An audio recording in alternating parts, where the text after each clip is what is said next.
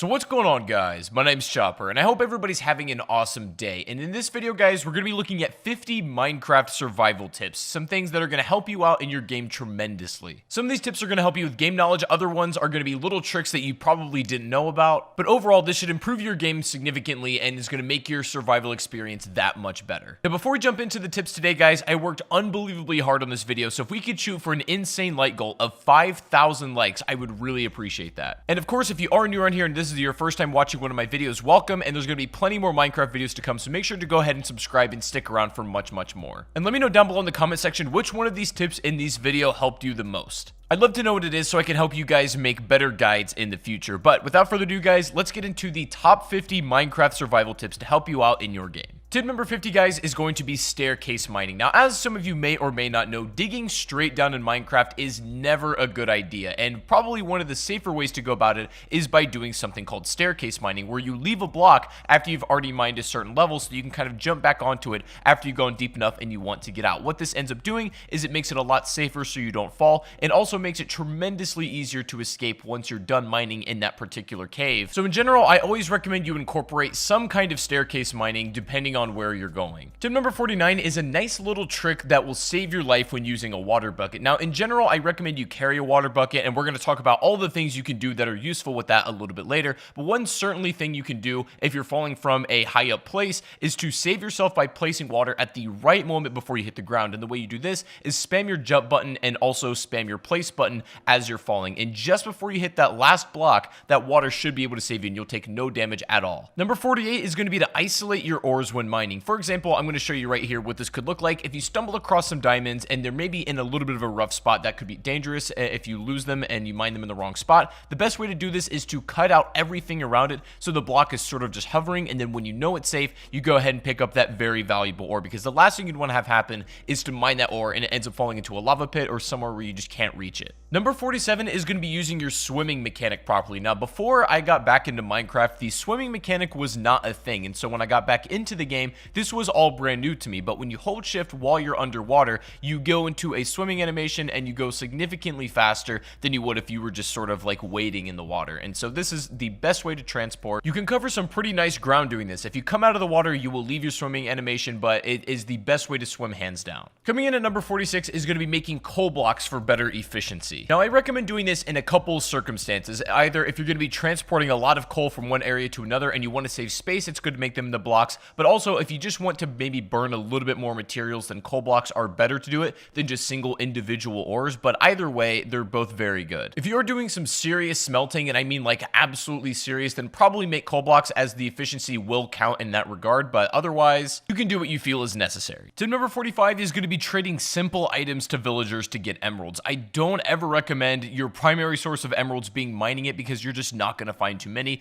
If you trade simple items like some vegetables or whatever you have at your hand to get some emeralds to begin with, trade up with some other villagers, and then eventually work your way up to maybe getting diamonds from some of them or just some really top tier stuff, that is the best way to make use of all your excess items you don't want, and then also use your emeralds, because you can't make tools out of that kind of stuff. You also really have no other use for emeralds besides maybe decoration, but I really recommend using those as a currency to get good stuff from the villagers, after trading your throwaway items, of course. Tip number 44 is going to be using your gold nuggets to make healing items. Odds are, after you've done quite a bit of mining, you're going to end up with a bit of excess gold, and clearly you're not going to really want to make that your primary source of tool making. So what you can do with all that excess gold? Making gold nuggets and then placing it on a lot of your food items is going to be the best healing item you could ever give yourself. Golden healing items are the best thing to have against the fight if you're facing a really difficult enemy, or if you're just in a lot of trouble and you don't want to lose your stuff and die. A gold healing item can instantly restore you back to full health and can save you from a lot of bad scenarios. Number 43 is going to be using redstone to make safety doors. Now, the best way to do with all your excess redstone is to maybe make some kind of safe for your valuables,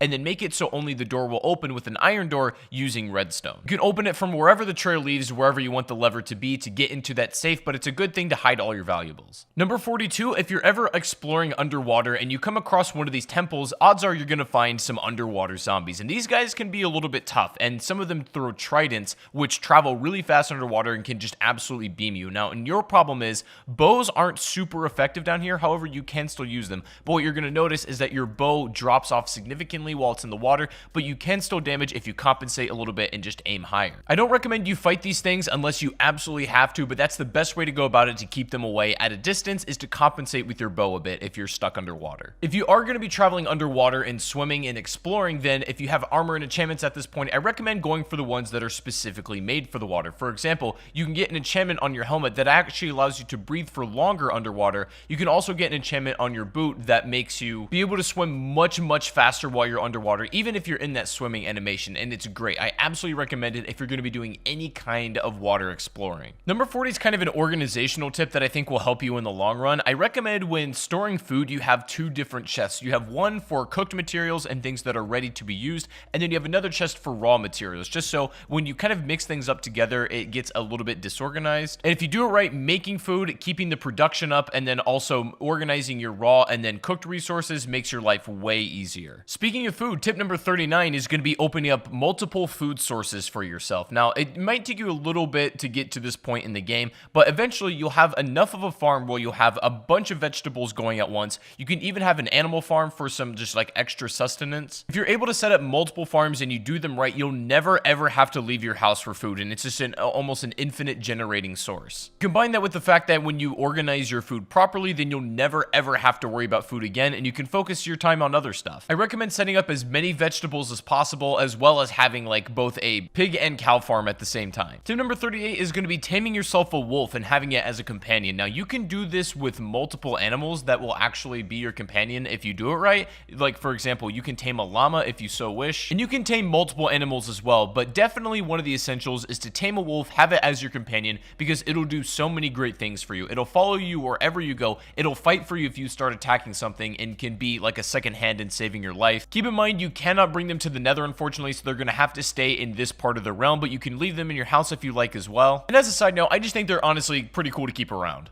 Number 37 is remembering that you can use excess wood as fuel if you so need to. Now, I don't recommend this for most players because odds are if you're able to gather enough coal, you're never going to need to use this. But a lot of people forget they can burn in the oven using some excess wood they have, and they don't necessarily need to have coal on hand. You can also make charcoal if you need. However, I will say wood has much more utility than just burning it, so make sure you think twice about doing it and only do it if it's your last resource. Tip number 36 is going to be keeping a lava pit as sort of a garbage bin. Now, odds are when you've done enough of survival, you have a lot of excess material that you can just throw away, and there's not really a clear place to do away with it. You might accidentally keep picking it back up and just getting in the way. It's getting annoying. So keep a lava pit somewhere safe, obviously not by any wood as it'll catch on fire, but if you keep it around some stone, you can just use this as a trash can to throw all your excess materials away. Tip number 35 is going to be keeping your nether portal safe. Now, it doesn't really matter too much where you put it in like the regular earth realm on Minecraft. Like, you can keep it in your house, you can put it on a hill, whatever you want. What's important is protecting it on the other side when you get to the nether, because what happens is it's going to spawn essentially anywhere in the nether at all. And if as soon as you come out of the nether, you're in danger from like a ghast or something, or there's a lot of enemies around you, it's just in an unsafe place. What I recommend you do is kind of build like a turtle shell defense around your portal, because that's your really only ticket home. You've got to prevent that portal from being destroyed if it's under attack by any means necessary, so building a kind of turtle shell defense around that portal so it doesn't get blown up is the best way to keep it safe. Another thing you can do is build your corners of the portal out of cobblestone so that you save a little bit more of that obsidian if you need to make a secondary portal. Number 34, this is going to sound pretty self-explanatory, but it's still very important, is to make sure you're prepared when you're entering the nether. This means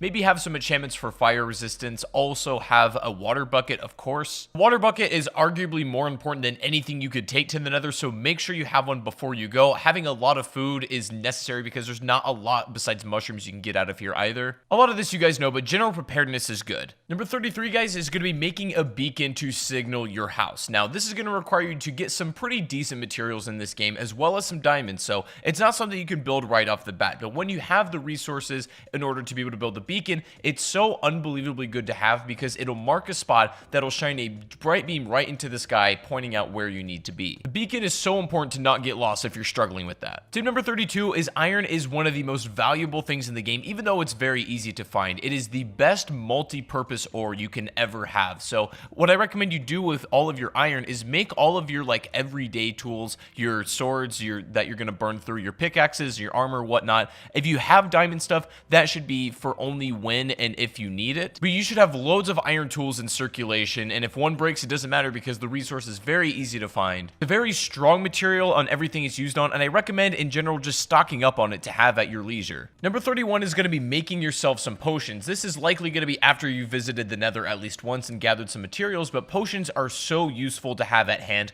and they range for anything from having a potion of night vision ability, some that heal you, some that make you invisible, you name it. There's an unbelievable amount of potions in this game, and I recommend that if you really want to start taking this game to the next level and using some cool abilities, to invest in that. You're going to need to get the required tools and materials to brew the potions, obviously, but it's definitely worth something sinking your time into. Tip number 30 is going to be looting desert temples if you're ready and you know what you're doing. Now, this is basically like a big noob trap here. If you don't know what these are all about, it'll present to you a chest at the bottom of the temple that looks very easy to get. But as some of you experienced Minecraft players, you'll know that this is a trap and you'll end up dying. The whole temple will essentially explode if you kind of fall into the trap. But clever players know a way around this, and you can actually get the loot out of it. Some of the loot you can find are things like saddles. You can find horse armor. Some really rare and interesting items can be taken from these desert temples, but they obviously do come with a risk if you're going to be approaching them. And that leads nicely also into tip 29, which is going to be raiding woodland mansions also if you know what you're doing and if you're ready. The thing is, these woodland mansions are a little bit hard to raid and kind of come away with it alive, but if you're able to do so, most likely you're going to come away with a totem of undying, and essentially this is an item that if you're holding it in your hand and you take a death, it will instantly revive you. Minecraft right now, this is really the only way to cheat death like that, and it's probably the best item in the entire game. Again, looting a desert temple or trying to raid a woodland mansion both come with their risk, but they certainly have great rewards if you're able to do them correctly. Number 28 is going to be crouch walking backwards when fighting spiders, as it's going to make them a lot harder for them to hit you. This works best on spiders, of course. All enemy types aren't going to have a hard time if you're crouch walking backwards, but if you're specifically fighting a bunch of these, then this might not be a bad thing to do. Tip number 27, we talked about the benefits a little bit, but I'm going to go into more detail here. Carrying a water bucket for literally doing anything is a must-have, especially when mining. Even when fighting in combat is a good idea as well. If you're getting swarmed by mobs, literally just throwing water down will make it a lot harder for them to reach you and can basically be your escape. Setting a water bucket fall all the way down maybe like a mine shaft or some kind of cave, and you can just swim right back up instead of having to climb up, is a great idea as well. Always carry a water bucket, guys. Always. Tip 26, if you're trying to clear out a maybe big section of a cave and you don't want to manually mine it, if you pack it with TNT, explode it, you're going to make so much ground and create a lot of excess resources that if that's what you're needing, then this is probably the best way to do it. TNT is pretty easy to make. You just need some gunpowder from creepers and things like that. It can be really helpful for mass clearing out a cave. It opens it up for you to do some actual like real mining inside of there and gives you just much more room in general. Tip 25 is saving the bottom trunk of the tree for last. What you can do with this, it's like a little quality of life thing. You save that one for the final break, so you can stand on top of it and break the rest of the tree so that it despawns, and then you get all of the wood, even if it's a little bit high up and out of your range. So you can break that one for the final, and then you end up with exactly the amount of wood that you should get from that tree, but it just saves you a bit of time. Tip 24 is making a shield to use against the pesky skeletons. A lot of new players struggle playing against skeletons just because they can hit you from a range, and it's a little bit hard to take these guys down, especially when there's a lot. But when you have a shield, you're able to hold this thing out in front of you as protection. You can hold it in your other hand if you like and have the sword in the other hand that's not being used, and you can take these things down with ease. Now, the shield is just a good tool to have in general. I think one of the most useful pieces of equipment you can make for yourself, but it's especially good against skeletons and pretty much all of the other mob enemy types. In my opinion, a shield is just as crucial as having, like, say, a sword or, say, having a pickaxe. They don't take too much to put together. They last quite a long time as well, so they're all around amazing. Tip 23 is going to be sprint jumping. Now, this is a pretty easy one to get a hold of. This is just jumping while you're holding your sprint key. It's the easiest way and fastest way to get around as well. Faster than sprinting. It does take up a lot of your hunger, but it is by far the most efficient way to get around. Now, if you have it as a setting, I recommend you turn it off because it's just easier to manually control aside from it making you auto jump, but it's the best way to get around, and there's nothing really to it. Number 22 is to go ahead and make an anvil. Now, these are great for repairing all of your tools that maybe are low in durability and are close to breaking. All you need is the tool itself, maybe a resource, and then some XP in order to create this. Highly recommend you use this to maintain your valuable tools. This means like a diamond sword, a diamond pickaxe, and even armor. Anything you don't want breaking, an anvil will make sure that happens. Tip number 21 is it's going to be best to fish while it's raining. This will give you the best odds at getting a lot of fish. It's also really really good to do this when we talked about opening multiple food sources. Maybe while you have other food cooking, go ahead and start fishing to just gather some more raw materials. It's also a chance that while you're fishing, you can grab things like armor. You might accidentally yoink a pair of leather boots right out of the water, and that happens sometimes, but more often than not, you're going to get some fish that's just going to be extra resources for you. It's best to do it while it's raining once again, so I recommend you take full advantage of the river and sea while that's actually happening. Tip number 20, bringing some seeds and even bone meal into caves is always a good idea, especially if you're going to be doing some extended mining. What I mean by that is like not leaving for a very long period of time to a point where you may run out of food. If you have bone meal, you have some seeds, maybe some mushrooms, you can actually grow some food down in the caves where you have some dirt, and sometimes that may be enough that what it is to keep you alive. Now, I don't think you're going to be using this all of the time, but it's one of those things that, in my opinion, is better to have it and not need it than to need it and not have it. You should ideally go into a cave with enough food, but if that's not the case, then do this. Number 19, a neat little trick with torches you can do. If you're underwater, you're drowning, and you don't have air anytime soon, you can take torches, go up against a wall, and start spamming them. And what this is going to do is create a small air pocket for a short period of time until the torch breaks, allowing you to get some of those bubbles back, maybe giving you back to full air, or at least making a way where you can hit the surface again. Back in the day, one torch used to restore you to full air instantly, but they've kind of nerfed it since then. But if you still spam your torches, you can get almost the same effect, and it should save your life if you need it. Number 18, guys, don't even bother making gold tools whatsoever, especially swords, especially equipment that you're going to be using quite a bit, even in combat. Even though gold is a rare material, it's kind of a cool resource to find, and it's exciting. Gold does not make for good utility. The hit power on gold swords is pretty weak. The durability on every single tool with it is very, very low as well. You're better off making iron for your, your general day-to-day stuff, but use gold for other things like healing items, not tools.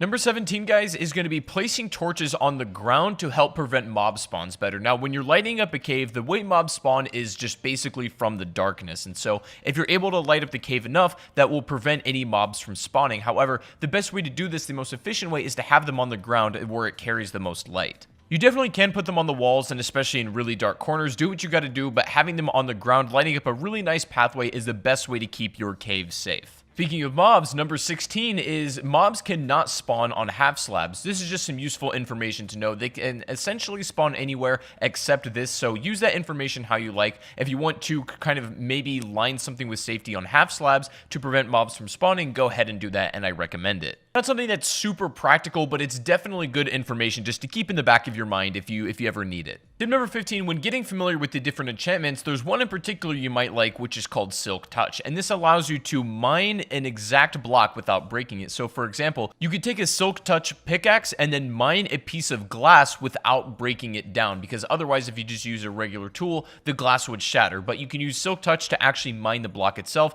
and this goes for anything in the game using that Silk Touch enchantment. Also, speaking of enchantments, tip number 14 is I recommend you get another enchantment on your pickaxe called Fortunate before you mine diamonds. What this is going to do whenever you come across some diamond ore is you're going to net more diamonds out of that ore than you otherwise would without Fortunate. It's just a good thing to have in general. Tip 13 is going to know that different foods grant you different saturation levels. So for example, some lighter foods like an apple or a carrot are not going to last as long in your hunger bar as like more heartier food like a golden apple per se, or even like a steak or a pork chop. These things mean that the hunger bar will last longer. It's more of a heavier food essentially. So that's why sometimes you might eat like a lot of bread, but you realize your hunger bar goes down pretty quickly and you're wondering why. Rather you eat a steak and it lasts significantly longer. That's the reason.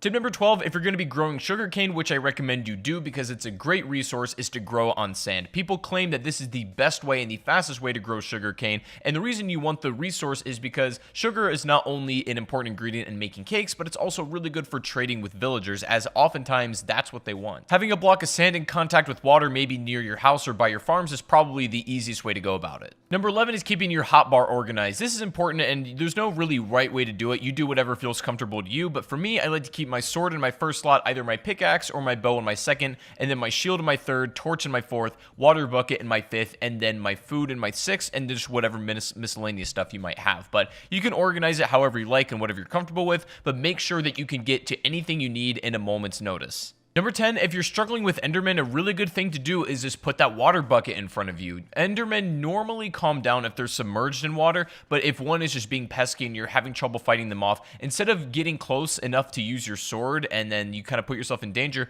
just simply putting a water bucket down over and over again will cause them to go away and then take damage over time. They really don't like water, so if you surround yourself with water, you make it a lot harder for them to get actually up to you. Probably the best defense you can have against these guys, if I'm being honest. Number 9 is timing your swings when sword fighting, because that is absolutely crucial for doing the most amount of damage. Now, if you just spam your sword, you can still hit people, but the hits are going to be a lot weaker than they otherwise would if you let your swipe kind of recharge. What you want to do to deal maximum damage is let your swing reset, and the moment it resets, you swing again. So you can get the most amount of hard hits in, but with also the least amount of time in between those hard hits. Tip number 8, you can set up a spawn trap in the nether with really any sort of enemy type in the castle by blocking it off with stone and then just fighting them from there, keeping them behind, keeping a spawn portal on the other side. You'll have infinite enemies and you can kill them at your leisure without really being in any danger. Infinite XP, and it's an amazing way if you just want to upgrade armor, make potions, that kind of thing. I really recommend you set up at least one of these. Number 7, upon defeating a raid, you'll be granted with the effect called Hero of the Village, and what this allows you to do is reduce the cost of the first trade with any villager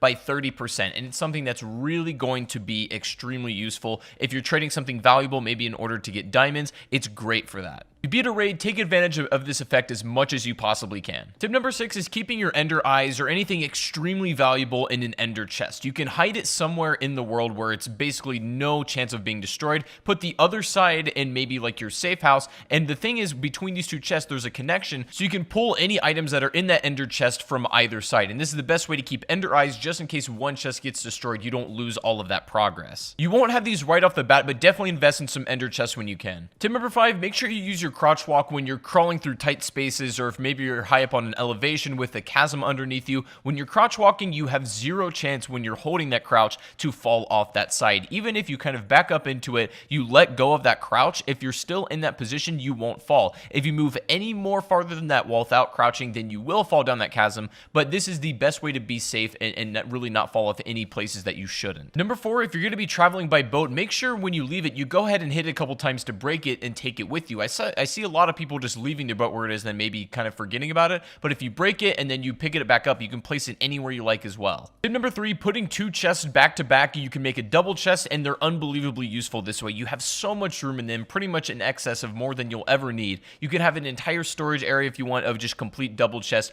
They're really easy to pull from, and they look stylish as well, so there's no reason to not have it. Tip number 2, if you do end up defeating the ender dragon and you get the dragon egg, then hold on to it and keep it somewhere safe, because there's literally only one per game, and they're so rare you can't even spawn them in creative mode if you would like to. The dragon egg, if you manage to get it, is the most rare item in the game, so hold it tight and keep it somewhere where you're not going to lose it. Now finally guys, coming in today at the number 1 spot, if you've made it this far in the video, then let me know in the comment section just by leaving a smiley face. I'd really appreciate that. Thank you so much for watching if you made it to the end, but the number 1 survival tip I can give you guys that it's really going to help you out practically is to make yourself a compass and a map. These, I think, are by far the most important tools you can do for yourself, especially if you're new to Minecraft, you're a little bit of a beginner, and you just want some extra tips for surviving in this game. What a map is going to do is basically mark out exactly where you are, maybe where your house is, and the general vicinity of the area surrounding you. Now, the compass, if you get too far to the range of your map, will give you the general direction of which you need to head in order to get back home. These two tools in combination, even if you want a clock, which can be helpful, it's more or less just decoration, but these two tools in conjunction will make it so that you never ever get lost in this game, and so they're unbelievably helpful, and I cannot recommend them strongly enough. But guys, that is going to be 50 Minecraft survival tips in 2019. I really hope this did help. If it did, make sure to leave a like. As I said, we're going to go for 5,000 likes on this video, and I'd appreciate that so much. And if you want more Minecraft videos like this, make sure to go ahead and subscribe and stick around, as there's going to be much more on the channel. Let me know in the comment section which survival tip helped you out the most, and if there's any Minecraft survival tip that you think I should have included in this video and I didn't, let me know what that is down below in the comment section as well. But I hope you guys enjoyed. Make sure to subscribe and stick around, and I'll see you guys in the next stream or the next video. Take it easy, and peace out.